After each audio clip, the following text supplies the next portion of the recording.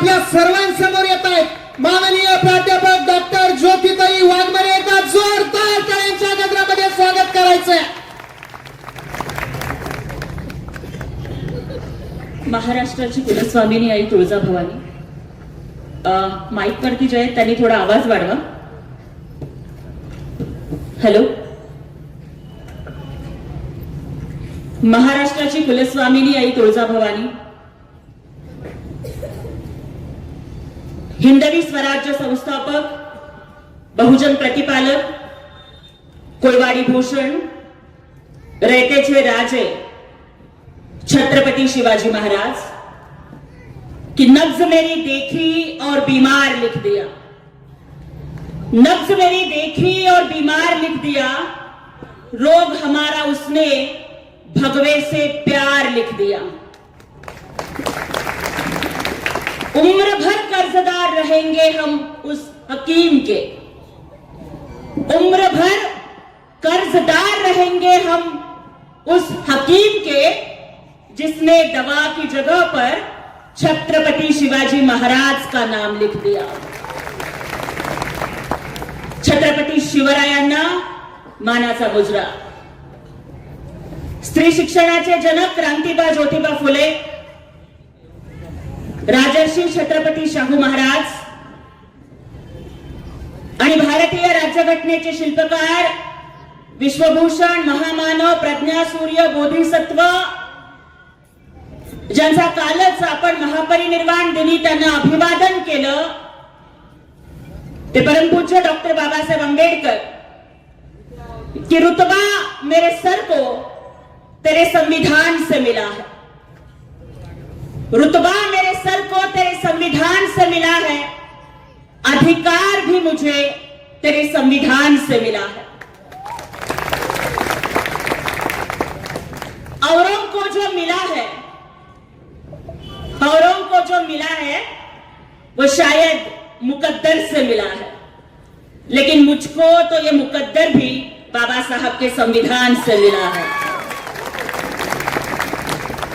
ना जिंदगी की खुशी न मौत का गम, ना जिंदगी की खुशी न मौत का गम, जब तक है दम जय भीम कहेंगे हम. डॉक्टर बाबासाहेब आंबेडकरांना विनम्र अभिवादन करते. हिंदुहृदय सम्राट वंदनीय बाळासाहेब ठाकरे, धर्मवीर आनंद दिघे साहेब यांच्या विचारांपुढे नतमस्तक होते. महाराष्ट्र राज्याचे लाडके भाऊ, संवेदनशील उपमुख्यमंत्री माननीय नामदार एकनाथरावजी शिंदे साहेब यांच्या नेतृत्वाखाली आज फलटण नगर परिषदेच्या साठी संपन्न होणाऱ्या या जाहीर सभेला उपस्थित असणाऱ्या आदरणीय श्रीमंत सुभद्रा राजे नाईक निंबाळकर, सन्माननीय माजी आमदार दीपकजी चव्हाण साहेब, माननीय श्रीमंत संजीव राजे नाईक निंबाळकर, आपल्या नगराध्यक्ष पदाचे उमेदवार ऍडव्होकेट अनिकेत राजा नाईक निंबाळकर, शिवसेनेचे जिल्हा प्रमुख चंद्रकांतजी दादा जाधव, महिला जिल्हा प्रमुख आदरणीय शारदाताई जाधव, जिल्हा समन्वयक विराज भैया खराडे, तालुका संघटक विजयजी मासने आणि महिला तालुका प्रमुख गायकवाडताई, मंचावर उपस्थित असणारे सर्व मान्यवर, समोर उपस्थित असणारे सर्व पत्रकार बांधव, सगळ्या लाडक्या बहिणींनो, भावांनो आणि चोरून लपून ऐकून रेकॉर्डिंग करणाऱ्या विरोधकांच्या बगलबच्चांनो,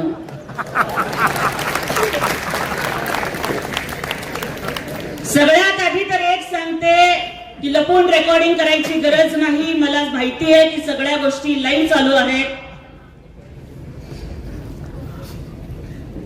कुठेही पोचवा, कुठेही ऐकवा, मी कुणाच्या बापाला घाबरत नाही.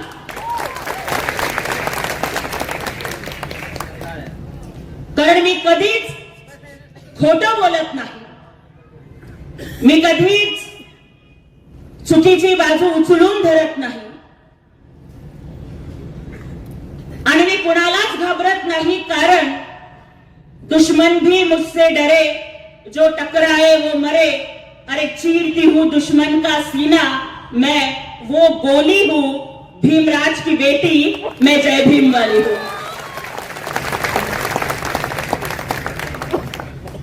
त्यामुळे जे बोलायचं ते बरं बोलायचं नाही तर खरं बोलायचं, छाती ठोकपणे बोलायचं, कुठल्याही गोष्टीला न घाबरता बोलायचं, हा माझा स्वभाव आहे.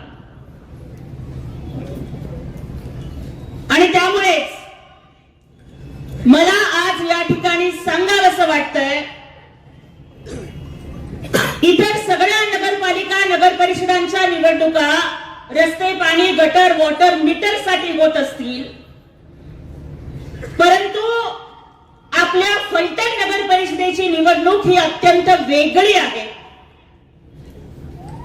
ही फक्त रस्त्यासाठी, लाईटसाठी, गटरसाठी, वॉटरसाठी, मीटरसाठीची निवडणूक नाहीये, तर ही सत्य आणि असत्याची लढाई आहे. ही एका बाजूला दडपशाही आणि दुसऱ्या बाजूला लोकशाहीची निवडणूक आहे. आणि एका बाजूला सत्ता आणि संपत्ती याचा माज, एका बाजूला सत्ता आणि संपत्ती आणि दुसऱ्या बाजूला फलटणची मालोजी राजांनी रुजवलेली संस्कृती याचा संघर्ष.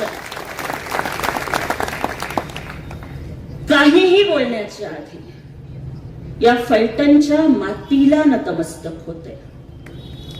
का माहितीये, 40 दिवस औरंगजेबानी हाल हाल करून मारलं तरी सुद्धा न झुकणाऱ्या न वाकणाऱ्या सिंहाच्या छाव्याचं स्वराज्याचे धाकणे धनी शंभूराजांचं आजोळ आहे ना फलटण.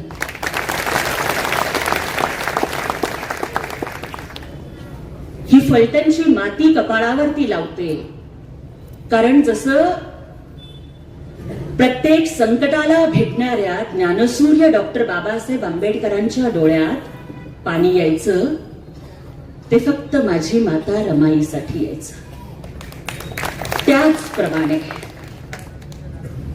अफजल खानाचा कोथळा काढणाऱ्या, शाहिस्ते खानाची बोट छाटणाऱ्या, औरंगजेबाच्या दरबारामध्ये सिंहासारखी डरकाळी फोडणाऱ्या, 350 वर्षाची गुलामी संपवून या महाराष्ट्रामध्ये स्वराज्य निर्माण करणाऱ्या माझ्या छत्रपती शिवाजी महाराजांच्या डोळ्यामध्ये,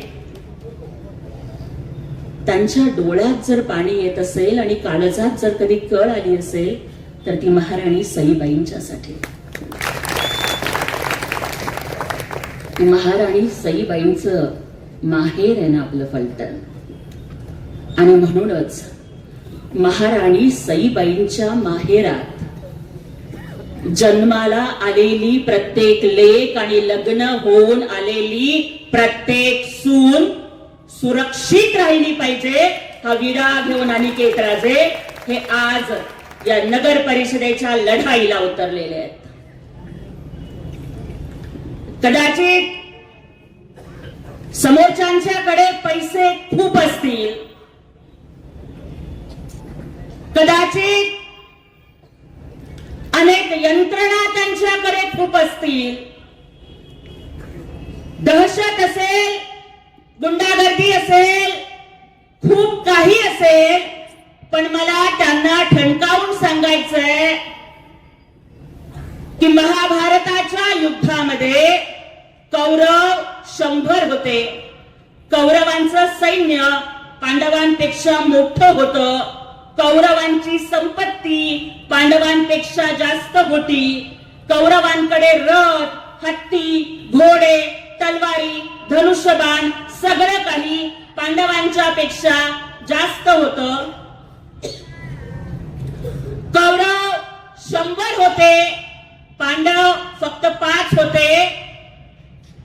पण 100तला एक जण सुद्धा वाचला नाही आणि 5तला एक जण सुद्धा मेला नाही, कारण त्या 5च्या पाठीमाग भगवान श्रीकृष्ण उभे होते. थोडं पाणी द्या.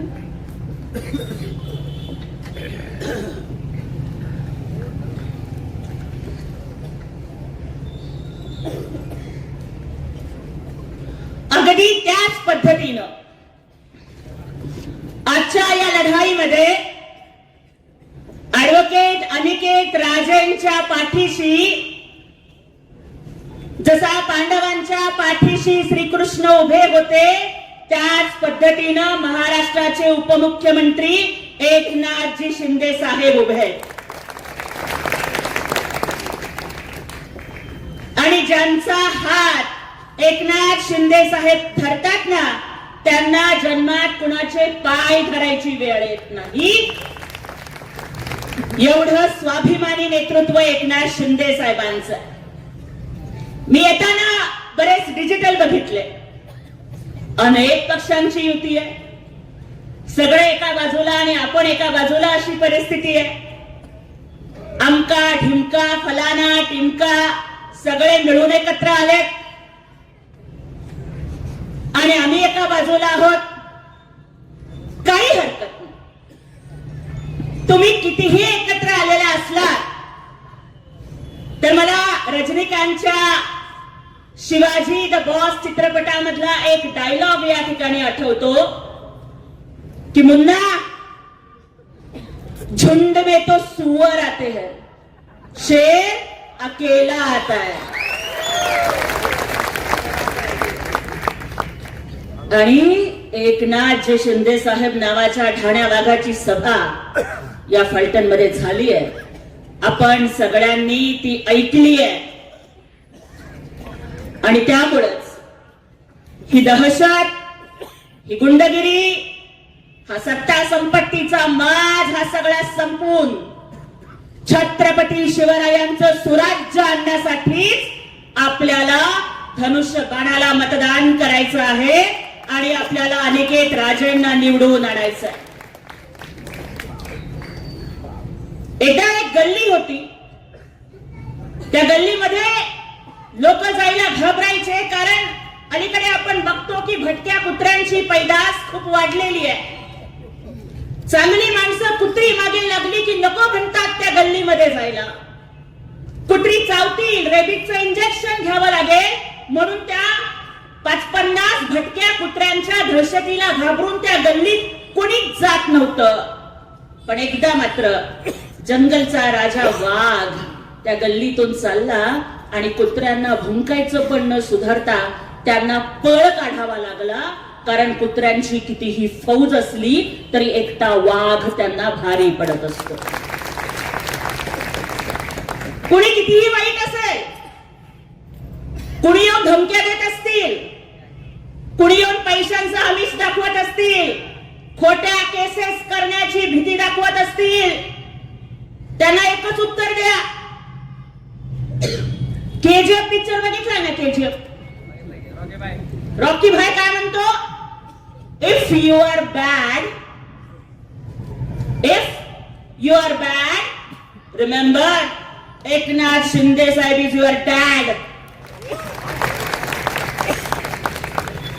त्यामुळे जंगलात राहून वाघाशी आणि महाराष्ट्रात राहून एकनाथ शिंदे साहेबांशी कधी नाद करायचा नाही. की हे फलटण आहे भावा, इथं वाद नाही करायचा. हे फलटण आहे भावा, इथं वाद नाही करायचा. आणि लक्षात ठेव, आमच्या ठाण्याच्या दाढीचा कधी नाद नाही करायचा. काही नाही, फक्त दाढीवरनं असा एक हात फिरवला ना तर या महाराष्ट्राची सत्ता उलथी पालथी झाली होती. आणि त्यामुळं एकनाथ शिंदे साहेब नावाचा वाघ ज्यांच्या पाठीशी आहे ते अनिकेत राजे हेच आपल्या फलटणला न्याय देऊ शकतात, सुरक्षित वातावरण देऊ शकतात, विकासाचा रथ पुढे चालू ठेवू शकतात. खरं तर हा निवडणुकीचा मुद्दा नाहीये, परंतु काही दिवसांच्या पूर्वी आपल्या फलटण मध्ये जे एका डॉक्टर ताईची आत्महत्या झाली, आपल्याला सगळ्यांना त्या गोष्टी माहिती आहेत. पेन कसा सापडला नाही, हातावरच का सुसाईड नोट लिहावी लागली. एका गरीब घरामध्ये जन्माला आलेली पोरगी जेव्हा डॉक्टर होते, जी लढते, जी अनेक वेळेला अर्ज करते पण तरी सुद्धा तिला न्याय मिळत नाही. आपल्या कुटुंबाचं एकमेव आशा स्थान असणारी, ज्या देशामध्ये बेटी बचाव बेटी पढाव सांगितलं जातं, त्या देशामध्ये एका डॉक्टर ताईला आत्महत्या करावी लागली. त्याचे गुन्हेगार कोण आहेत?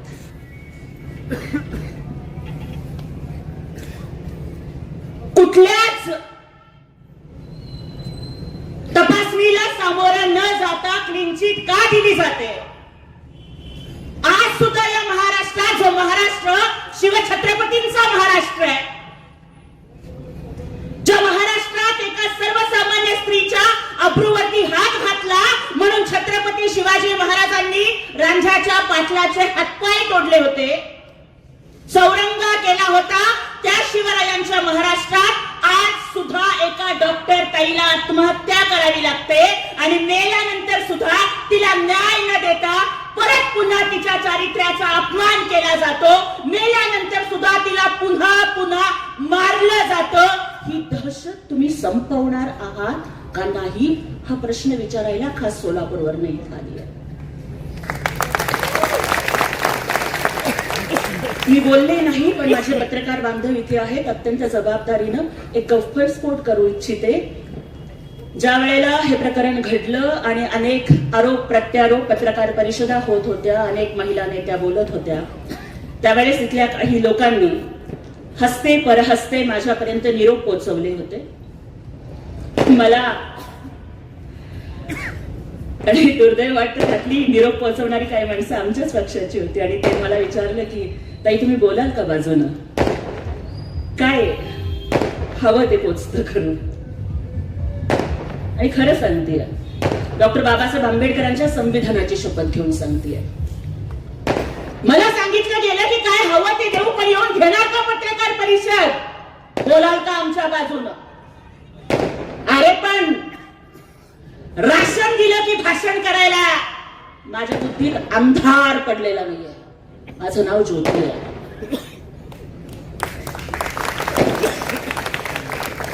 पाकिट दिलं की जाकीट चढवायला मी माझं इमान विकून खाल्लेलं नाहीये. आणि मी त्यांना सांगितलं की महिला अत्याचाराच्या प्रकरणात मी अशा पद्धतीनं बोलणार नाही.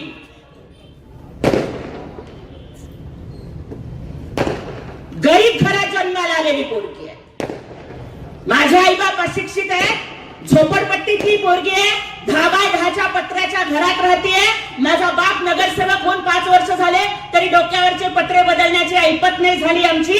पोटात अन्नाचा कण नव्हता, घरात लाईट नव्हती, महापालिकेच्या लाईटच्या खाली बसून पुणे बोर्डात मागासवर्गात बोर्डात पहिली आलेली पोरगी आहे. मातृभाषा तेलुगू आहे, शिक्षण मराठीत झालंय, इंग्लिश लिटरेचर मध्ये PhD केली आहे, सेट झालंय, नेट झालंय. माझं इमान विकत घेणारा माईका लाल जन्माला आला नाही.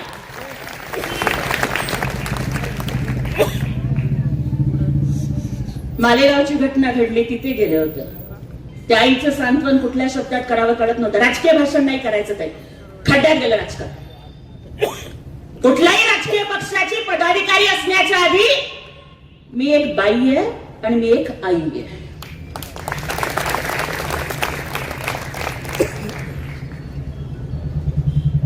मला आज या ठिकाणी सांगायचंय, 2 महत्वाचे मुद्दे महिलांच्यासाठी खास बोलायचे. पहिली गोष्ट, बदलापूर मध्ये ज्या वेळेला असा प्रकार घडला, चिमुरड्यांच्यावरती अत्याचार झाला, दिसेल तिथे ठोकण्याचं काम लाडक्या भावाच्या काळात झालं. ते होतं छत्रपती शासन. मालेगाव मध्ये गेले, तिथल्या महिला रडत होत्या आणि आम्हाला म्हणत होत्या आरोपीला 5 मिनिटं आमच्या ताब्यात द्या. त्या लहानगीला जसं ठेचून मारलं ना तसं आम्ही त्याला ठेचून मारू. आज मला प्रश्न विचारायचा आहे, चला संपदा ताई डॉक्टर ताई आमची जी होती, मला माहिती आहे नाव घ्यायचं नाही, अनावधानानं नाव आलं, जी आमची डॉक्टर ताई होती ती आमची डॉक्टर ताई, तिला तुम्ही 9 महिने पोटात नसेल वाढवलं, तिला तुम्ही जन्म दिला नसेल, मी तिची कदाचित बहीण नसेल, तुम्ही तिची आई नसाल, मला प्रश्नाचं उत्तर द्या, ज्या दिवशी ही घटना घडली महाराष्ट्राच्या डोळ्यात पाणी आलं, तुमच्या डोळ्यात पाणी आलं का नाही आलं? एक आई म्हणून तुमचं काळीज तुटलं का नाही तुटलं? तुमचं आतडं पिळवटून निघालं का नाही निघालं? ज्या कुणाच्या हरामखोराच्या मुळे माझ्या डॉक्टर ताईला आत्महत्या करावी लागली, तो हरामखोर जर सापडला तर त्याचं थोबाड फोडावं असं वाटलं का नाही वाटलं? आणि जर वाटलं, थोबाड फोडायची संधी 20 तारखेला येता येईल.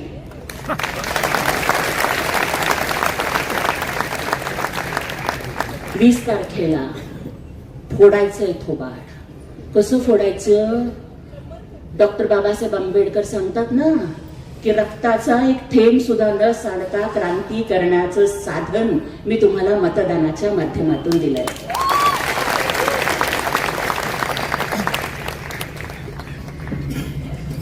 सच्चे का बोलबाला, झूठे का मुंह काला. मग डॉक्टर ताईच्या प्रकरणात ज्या पीएचं नाव आलं, डॉक्टर ताईच्या प्रकरणामध्ये ज्या माणसाची चौकशी चालू आहे, त्या पीएला आजच्या नगर परिषदेमध्ये ज्यांनी उमेदवारी दिलेली आहे, उनका मुंह काला करेंगे या नहीं करेंगे हे विचारायला आले. आणि आणखी राजकारणाच्या पलीकडे जाऊन ताई तुम्हाला एक सांगते, मला एक प्रतिक्रिया, मी जेव्हा फिरत होते, सगळं महाराष्ट्र फिरते, तेव्हा मला प्रतिक्रिया विचारली डॉक्टर ताईच्या प्रकरणाच्या बाबतीत. तेव्हा मी त्यांना समजावून, पत्रकारांना मी एकच बोलले, दादा हे पोहोचवा महाराष्ट्राच्या प्रत्येक ताईपर्यंत, प्रत्येक बाईपर्यंत पोहोचवा. मी त्यांना म्हणलं की घडलेली घटना वाईट आहे, लोक येतात, पत्रकार परिषदा करतात, राजकारणाच्या पोळ्या भाजून घेतात, पण मला आज महाराष्ट्राच्या प्रत्येक महिलेला सांगायचंय, जर कुठला हरामखोर तुमच्यावर अत्याचार करत असेल, जर कुठला नराधम तुम्हाला त्रास देत असेल, फासाचा दोर जवळ नको करू, कुठली विहीर जवळ करू नको, रेल्वेचा ट्रॅक जवळ करू नको. शक्य झालं तर मासाहेब जिजाऊंच्या हातातली तलवार घे,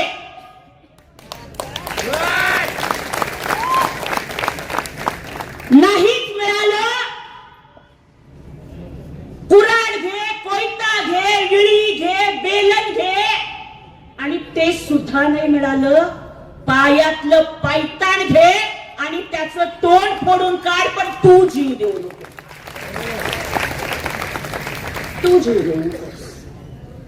अशा कुठल्याही हरामखोरासाठी तू स्वतःचा जीव द्यावा आणि इतरांनी पत्रकार परिषदा घेऊन त्या मृत्यूच्या चितेच्या आगीवरती स्वतःच्या राजकारणाची पोळी भाजावी, इतका ताई तुझा जीव स्वस्त नाही झाला. लढ पोरी, रडू नकोस, लढायला शिक.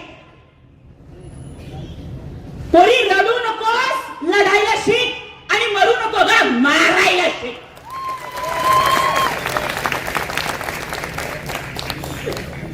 म्हणजे असं झालं पाहिजे कि मैंने तुझे छेड़ा अबला समझकर, मैंने तुझे छेड़ा अबला समझकर और तूने मुझे पीटा तबला समझकर, असा अनुभव यायला पाहिजे.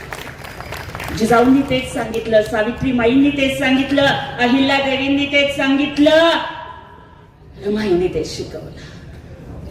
आणि त्यामुळे जो संताप आहे, तो राग आहे, जो आक्रोश आहे, तो संवैधानिक पद्धतीनं मतपेटीतून बाहेर पडू द्यात. आम्ही बाबासाहेबांची लेकरं, आम्ही कायद्याचा सन्मान करतो, आम्ही कायदा मोडत नाही, आम्ही कायद्याच्याच मार्गाने क्रांती करून दाखवणार. क्योंकि मेरे भीम ने जब आंखें खोली तो हर कोई इंसान बन गया. मेरे भीम ने जब कलम खोली तो इस देश का संविधान बन गया और उसी संविधान की वजह से चाय वाला पंतप्रधान और रिक्षा वाला मुख्यमंत्री बन गया। ते संविधान हातात घेऊन लढणार आणि त्या संविधानाने दिलेला अधिकार मतदानाचा घेऊन लढणार। काही दिवसापूर्वी म्हणे त्या लोकांनी रावणाचा चेहरा तयार केला म्हणे, बरोबर आहे का? माझ्या त्या रावणाच्या 10 चेहऱ्याला जे 10 चेहरे लावले होते, आता ती सगळी लोक त्यांच्याकडेच गेलेली आहेत। मग आता खरा रावण कोण हे त्यांनाच कळालं,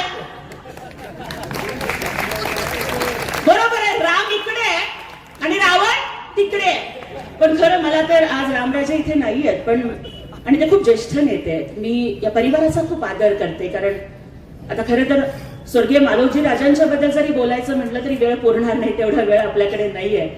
कमी ओव्हरमध्ये जास्त रन करायचे आहेत मला, पण मालोजी राजांच्या बद्दल कृतज्ञता व्यक्त करते की या छत्रपती घराण्यानं कधी जातपात नाही पाळली, त्यांनी कायम सर्व धर्म समभाव पाळला। म्हणजे देश स्वतंत्र झाल्यानंतर 65 लाखाचा खजिना घेऊन आपलं संस्थान स्वतंत्र भारतामध्ये विलीन करण्याचा मोठेपणा दाखवणारं हे घराणं आहे। कोयना धरण असेल, प्रतापगडावरती छत्रपती शिवाजी महाराजांचा पुतळा असेल, त्या पुतळ्याच्या अनावरणाला देशाचे पंतप्रधान नेहरूंना बोलावणं असेल आणि तिथे बोलावून संयुक्त महाराष्ट्रासाठी नेहरूंचं मतपरिवर्तन करणं असेल, या सगळ्या गोष्टी या घराण्यानं केल्या। प्रचंड आदर ठेवते, पण मला एकच वाटतं की बघा, आदरणीय आपले नेते रामराजे नाईक निंबाळकर यांचं नाव राम राजे आहे आणि मला सांगा, जेव्हा प्रभू राम राजे झाले होते तेव्हा त्यांच्या हातात काय होतं? बरोबर आहे ना? धनुष्यबाण रामाचा आणि राम धनुष्यबाणाचा, हे तर समीकरण आधीपासून होतं, तुम्ही थोडा उशीर केला।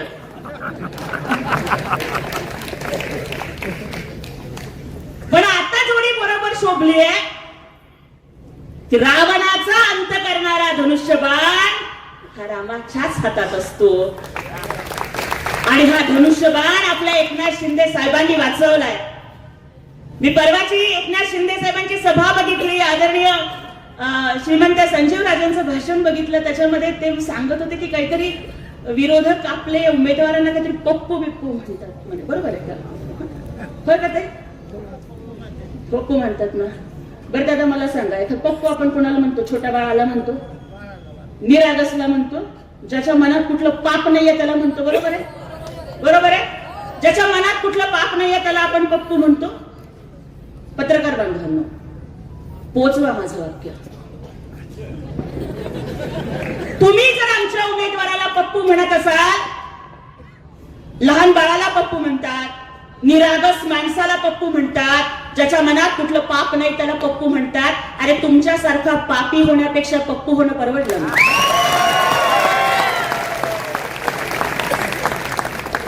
त्याच्या पुढचं सांगते, इथं थांबत नाही, त्याच्या पुढचं सांगते। तुम्ही पप्पू म्हणताय हो, विरोधक पप्पू म्हणतात, पण 20 तारखेला फलटणची जनता दाखवून देतील की ऍडव्होकेट अनिकेत राजे पप्पू आहे का तुमचे पप्पा आहेत ते।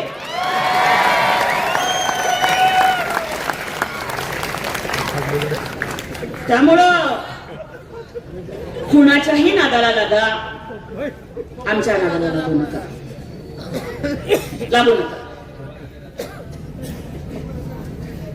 त्यामुळं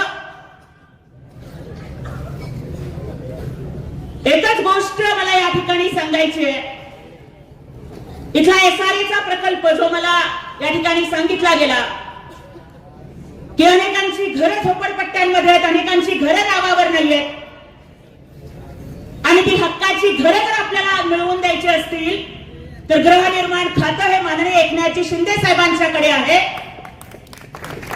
त्यामुळे प्रत्येकाला हक्काचं घर मिळणार हा शब्द एकनाथ शिंदे साहेबांनी दिलाय।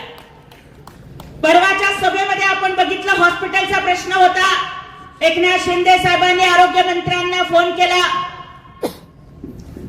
MIDCचा किंवा उद्योगांचा प्रश्न होता, उद्योग मंत्र्यांना साहेबांनी फोन केला। आहे का कोणामध्ये तरी देरी? लाखो लोकांच्या पुढे थेट फोन लावून बोलायची। अरे तुमची सगळी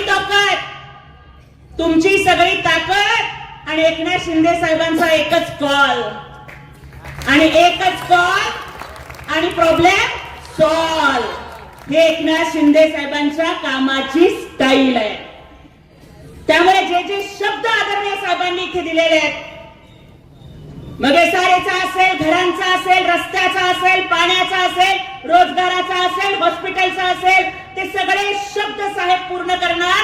कारण एकनाथ शिंदे साहेब नेहमी म्हणतात कि एक बार जो मैंने कमिटमेंट कर दी तो मैं अपने आप की भी नहीं सुनता. आज आम्हाला अभिमान वाटतो की आम्ही आदरणीय एकनाथजी शिंदे साहेबांसारख्या नेत्यासाठी काम करतोय, की जे महाराष्ट्राचे मुख्यमंत्री झाले. याच्या आधी कोणी 2दा मुख्यमंत्री झालं, कोणी 3दा मुख्यमंत्री झालं, कोणी 4दा मुख्यमंत्री झाले.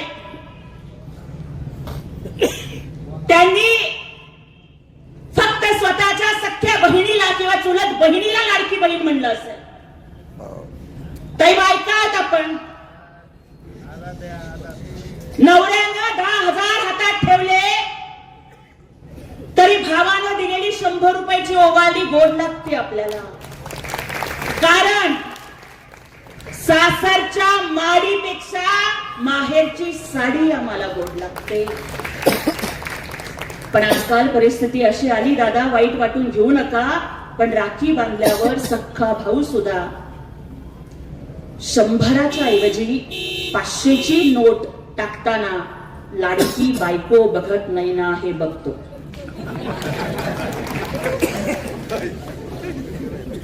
मायबाप जिवंत असेपर्यंत माहेर असतं ताई. मायबाप जिवंत असेपर्यंत वर्षातनं एकदा तरी माहेरची साडी येते. आणि आम्हा बायकांचं हे सुदैव का दुर्दैव की सासरी कितीही श्रीमंती असली तरी आम्हाला तिरडीवर सुद्धा जायचंय. दादा तुमची माहेरची साडी घालून तिरडीवर जायचंय. मायबाप जिवंत असेपर्यंत माहेरची साडी येते, नंतर ब्लाउज पीस, नंतर तेही बंद होतं. मग आम्हीच कुठेतरी साखरेच्या डब्यात पैसे साठवतो. रक्षाबंधनला कुणालाच न कळता आम्ही बाजारात जाऊन साडी विकत आणतो आणि सासरी माहेरचा मान राखण्यासाठी म्हणतो, माझ्या भावानं पाठवली बर का साडी, चांगली आहे ना. हे आम्हा येड्या बहिणीची येडी ही माया. आम्हाला येड्या गरीब बहिणींची माया कोण समजून घेतली? या आम्हा गरीब बहिणींची माया समजावून घेणारा रक्ताचं नातं नाही, चुलत नाही, मावस नाही, लांबचं नाही, दूरचं नाही, जातीचं नाही, पातीचं नाही, तरी सुद्धा आम्हाला लाडकी बहीण म्हणणारा भाऊ आम्हाला भेटला. त्यांचं नाव एकनाथ शिंदे साहेब. सख्खा भाऊ 2 वेळेला ओवाळणी देतो. हा भाऊ वर्षातून 12 वेळेला, प्रत्येक महिन्याला ओवाळणी देतो. आतापर्यंत प्रत्येक लाडक्या बहिणीच्या खात्यात 24,000 जमा झालेले आहेत. 2 महिन्याचे पैसे जमा होतील. कुणीही लाडकी बहीण योजना बंद करायचा प्रयत्न केला, काळजी करू नका. जोपर्यंत तुमचा लाडका भाऊ आहे तोपर्यंत कुणाच्या बापाच्या दम नाही लाडकी बहीण योजना बंद करण्याचा. आतापर्यंतच्या वर्षभरामध्ये काही ओवाळणी किती झाली असेल? एका वर्षात 2,47,00,000 महिलांना एका वर्षात दादा 45,000 कोटी रुपये थेट त्यांच्या खात्यावर जमा झाले. हा सन्मान तुमचा आहे. आमच्या शारदाताईंनी सांगितलं अनेक योजना, परत बोलत बसून वेळ नाही वाया घालवणार. आदरणीय राजेंचंही आपल्याला ऐकायचंय. पण एसटी मध्ये अर्ध तिकीट, आधी बाजाराला जायचं असेल तर आमचे दाजी लाडक्या बहिणीला म्हणायचे तू बस मी जाऊन येतो. आता दाजी म्हणल्यावर लाडकी बहीण म्हणती तुम्ही गेल्यावर डबल खर्च येतो, मी गेल्यावर अर्धा तिकीटात भागता या, मी जाऊन येते तुम्ही बसा. आधी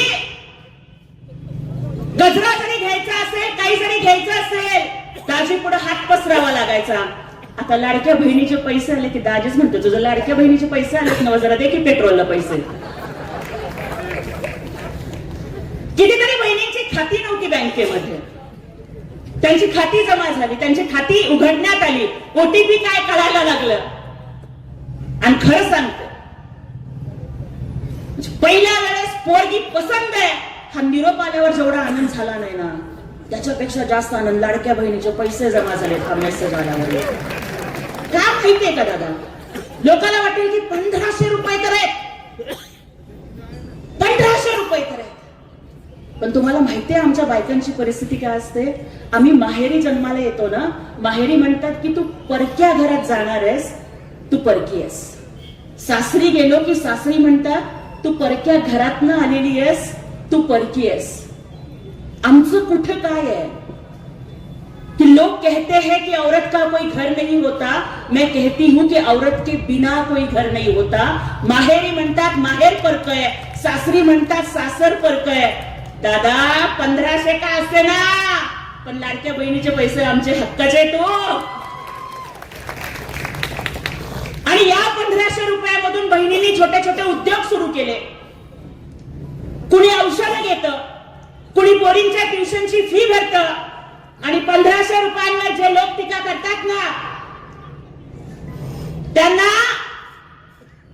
एक महिनाभर कुणाच्या तरी घरची भांडी घासायला पाठवा, कारण महिनाभर भांडी घासल्यानंतर 1,500-2,000 पगार मिळतो. त्यांना दिवसभर कोणाच्या तरी शेतामध्ये काम करायला पाठवा, कारण दिवसभर काम केल्यावर 200-300 पगार मिळतो. अरे ज्यांच्या बायकोची साडी 1.5 लाखाची, ज्यांची गाडी 1.5 कोटीची आणि ज्यांची माडी 150 कोटीची, त्या लोकांना 1,500वर बोलायचा अधिकार नाही. आणि ते आमच्या माहेरचे, ते आमच्या भावाचे, ते 1,500 आम्हाला तुमच्या 1,500 कोटीपेक्षा प्रिय आहे, कारण ते असे नाही दिले, ते आम्हाला लाडकी बहीण म्हणून दिलेले. एसटी मध्ये अर्ध तिकीट केलं, एका मुलीने आत्महत्या केली, तर या सावित्रीबाई फुलेंच्या महाराष्ट्रामध्ये मुलींचं शिक्षण मोफत करण्याचा निर्णय एकनाथ शिंदे साहेबांनी घेतला. पोराला शिकवतो, 4 वेळा नापास झाला तरी शिकवतो. पोरीच्या शिक्षणाला पैसे घालवायची वेळ आली. आजही मायबाप म्हणतात शिक्षणाला देण्यापेक्षा कुठंतरी लग्नासाठी पैसे ठेव. किंवा माझ्या डॉक्टर ताईसारखं प्रकरण झाल्यावर तर अजून भीती वाटते. परंतु एका मुलीची शिक्षणाच्या फीला पैसे नाहीत म्हणून आत्महत्या होते, आणि महाराष्ट्राच्या मुख्यमंत्री पदावर असणारे एकनाथ शिंदे साहेब अन्न गोड लागत नाही, पाणी गोड लागत नाही, ढसाढसा रडतायत आणि रात्रीच्या 2 वाजता GR काढायला लावतात की आज जर या फुले शाहू आंबेडकरांच्या महाराष्ट्रात शिक्षणाच्या फीला पैसे नाहीत म्हणून जर एखादी लाडकी बहीण आत्महत्या करते, तर ताई इथून पुढे तुझ्या पोरीला डॉक्टर कर, इंजिनियर कर, पायलट कर, वकील कर, कलेक्टर कर, कमिशनर कर, 1 रुपयाची फी भरावी लागणार नाही दादा, कारण तुमच्या लेकींची फी त्या लेकींचे लाडके मामा एकनाथ शिंदे साहेब भरणार. शेतकऱ्यांसाठी अनेक योजना केल्या. मोदी साहेबांच्या 6,000 बरोबर एकनाथ शिंदे साहेबांनी राज्य शासनाचे 6,000 दिले. कृषी पंपाचं 20 बिल मोफत केलं. लाडका भाऊ योजना आणली. 10वी असेल 8,000, डिप्लोमा असेल 10,000, डिग्री असेल 12,000 पगार. 6 महिने सरकार पगार देणार आणि नोकरीची गॅरंटी देणारं पहिलं सरकार ठरलं एकनाथ शिंदे साहेबांच्या नेतृत्वाखालचं सरकार. मागासवर्गीयांच्यासाठी अनेक योजना आणल्या. परवा तर डॉक्टर बाबासाहेब आंबेडकरांच्या पीपल्स एज्युकेशन सोसायटीला 500 कोटी रुपयांचा निधी दिला. बाबासाहेबांची कॉलेजेस वाचले पाहिजेत. आणि त्याही पेक्षा महत्वाचं ताई, एक बाई म्हणून जे महत्वाचं वाटतं, जे शारदा ताईंनी सांगितलं, जे प्रत्येक भाषणात मी सांगते, ते पुन्हा इथे रिपीट करते, फलटणच्या भूमीवर रिपीट करते. सगळ्यात महत्वाचा कायदा माझ्या दृष्टीनं काय वाटतो, बायकांचं जगणं, बायकांच्या जगण्याची व्यथा आहे काय कि मांग मेरी लेकिन सिंदूर तुम्हारे नाम का, मांग मेरी लेकिन सिंदूर तुम्हारे नाम का, माथा मेरा लेकिन कुमकुम तुम्हारे नाम का, गला मेरा लेकिन मंगलसूत्र तुम्हारे नाम का, हाथ मेरे लेकिन कंगन तुम्हारे नाम के, पाँव मेरे लेकिन पायल तुम्हारे नाम की, पाँव की उंगलियां मेरी लेकिन बिछुए तुम्हारे नाम के, इतना ही क्या, कोख मेरी, खून मेरा, दूध मेरा, लेकिन फिर भी बच्चा बाप के नाम का. इतना तो बता दो कि इस पूरी जिंदगी में क्या है हमारे नाम का. दादा, ज्या आईनं तुम्हाला जवळ घेतलं असेल, ज्या आईनं तुम्हाला अमृतासारखं दूध पाजलं असेल, ज्या आईनं तुमचं दुखणं खुपणं काढलं असेल, त्या आईचं नाव तुम्हाला सरकारी कागदावर लावता येत नव्हतं. ताई, ह्या जगामधली सगळ्यात मोठी डिग्री PhD नाहीये, IAS नाहीये, IPS नाहीये. ह्या जगामधली सगळ्यात मोठी डिग्री आई आहे. कारण ती डिग्री मिळवण्यासाठी जीव पणाला लावावा लागतो. ती डिग्री मिळवण्यासाठी 9 महिने 9 दिवस लेकराचं गोड ओझं सहन करावं लागतं. ती डिग्री मिळवण्यासाठी मरणाच्या पेक्षा सुद्धा भयानक अशा यातना सोसाव्या लागतात. पण त्या आईचं नाव कुठल्याच कागदावर लागत नव्हतं. आणि आम्हा यांना वाटायचं की ठीक आहे, आम्ही गेल्यानंतर कमीत कमी सही करताना किंवा सरकारी कागदावर फॉर्म भरताना तरी माझं पोरग किंवा पोरगी माझं नाव लिहिताना तरी माझी आठवण काढेल. तेवढंही आमच्या नशिबात नव्हतं. जिजाऊ होत्या म्हणून शिवाजी महाराज घडले. सावित्रीबाईंनी ज्योतिबांना साथ दिली. माता रमाई बाबासाहेबांच्या पाठीशी खंबीरपणे उभ्या राहिल्या. पण या महाराष्ट्रात मातृत्वाचा सन्मान होत नव्हता. संपूर्ण भारतात महाराष्ट्र हे एकमेव राज्य ठरलं ज्याने मातृत्वाचा सन्मान करण्यासाठी एकनाथ शिंदे साहेबांनी कायदा केला की प्रत्येक व्यक्तीला प्रत्येक सरकारी कागदावर बापाच्या नावाच्या आधी आईचं नाव लावावं लागणार आहे. हा कायदा केला. सुरुवात स्वतःपासून केली आणि लिहिलं, मुख्यमंत्र्यांच्या केबिनवर लिहिलं, एकनाथ गंगूबाई संभाजीराव शिंदे. हा सन्मान जिजाऊच्या मातृत्वाचा होता. हा सन्मान अहिल्यादेवींच्या मातृत्वाचा होता, सावित्रीच्या मातृत्वाचा होता, रमाईच्या मातृत्वाचा होता. मग आज अशी व्यक्ती जी 18-20 तास काम करते, मुख्यमंत्री असताना मुख्यमंत्री वैद्यकीय सहायता निधीसाठी 450 कोटी रुपये वाटून ज्याने हजारो रुग्णांचे प्राण वाचवले असं दाखवा एखादा मुख्यमंत्री. सगळे मुख्यमंत्री आषाढी एकादशीला पांडुरंगाची पूजा करायला जातात, VIP पूजा करायला. पण दाखवा असा मुख्यमंत्री जो आषाढी एकादशीच्या आधी पंढरपुरात जाऊन वारकऱ्यांच्या साठी उभ्या केलेल्या शौचालयात पाणी येतंय का नाही, दवाखाने आहेत का नाही, रस्ते स्वच्छ आहेत का नाही, हे VIP पूजेच्या आधी जाऊन तपासणी करणारा मुख्यमंत्री दाखवा मला. पहाटेच्या 3 वाजता गेलं तरी काम करणारा मुख्यमंत्री दाखवा मला.